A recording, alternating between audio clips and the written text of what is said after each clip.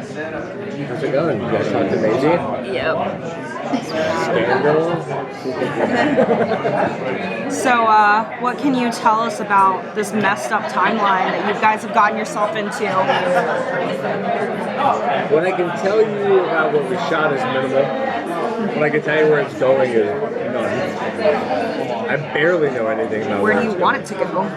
Where I want it to go? I think we're in a sweet pocket right now where we are all like kind of meshing and clicking and all of our interactions are becoming pure and sincere and we're getting to that point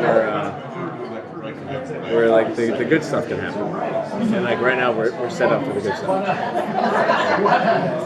You definitely transitioned more into the superhero role, especially towards the end of last season. But you gotta remember your character's still a historian, so to see the timeline and I guess history itself so messed up.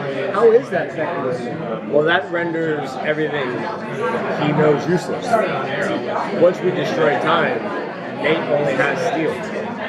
Because time doesn't exist anymore. And piecing that together is going to be a lot more difficult than prior to knowing everything that happened in history. Which, by the way, thank God, because it's very hard to remember this. I heard that, I think I high-fived Phil. He was like, so history gets ruined, so Nate kind of doesn't know anything. I'm like, possible.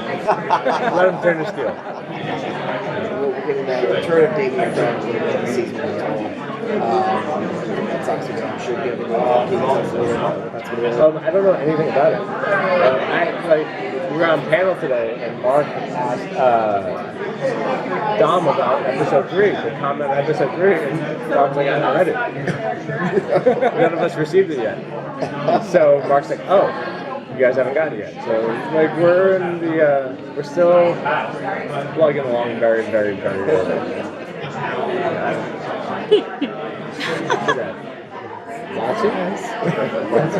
I heard silk. It's like a wind, a sail walking by. I like that nickname. It's very suited. What's that? Moxie. Moxie? I like Yeah, that. I love Moxie. It's great. So we saw you take on some more physical action. Obviously, he's an academic. What are we going to see him do more? Are you going to see you do more stunts, more fighting, more choreography, anything like that? Yeah, we get right off the gate. We're just getting. We have a lot more action. But I also don't do. I mean, I broke my nose last year during this thing.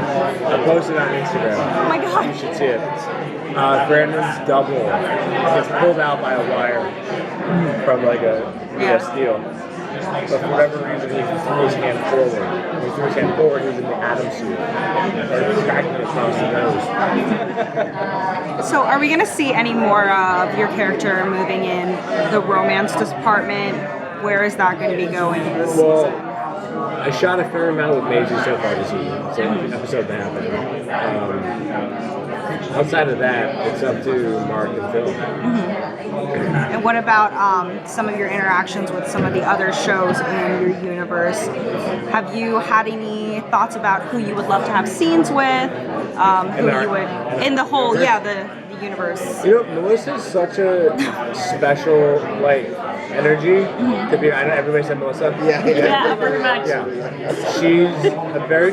she's a unique snowflake. So it's like everything, like being around her, like she doesn't take things too serious. She keeps it light, and it's easy to work with that sort of personality. Yeah. I don't know, she's like a nice person. So it kind of works out. You're like, all right, this is a solid 15 hours. Later. But yeah. Do you have any, so a lot of our fans are asking about your backstory and sort of flashbacks. Are we going to get any sense of, your family life and things like that? Because obviously you did have the storyline with your grandfather. Are we going to get any more of that moving forward, or is it all about the timeline? I would imagine with any series that goes multiple seasons and you have a certain number of shows, you're going to touch on a lot of character history, especially something like this. Have you come up with stuff in your head? Well, you come up with a whole life before you to do your first scene. So like his whole life in my head exists already. To go back and do it would be great. I want to see how close my history I made for him and the guy's history for him. Well, they were talking like he's not the comic book guy. The comic book guy was actually an opiate addict. He had one leg. Right. Yeah, and so when I got it, I was like, damn, where you going? It's dark.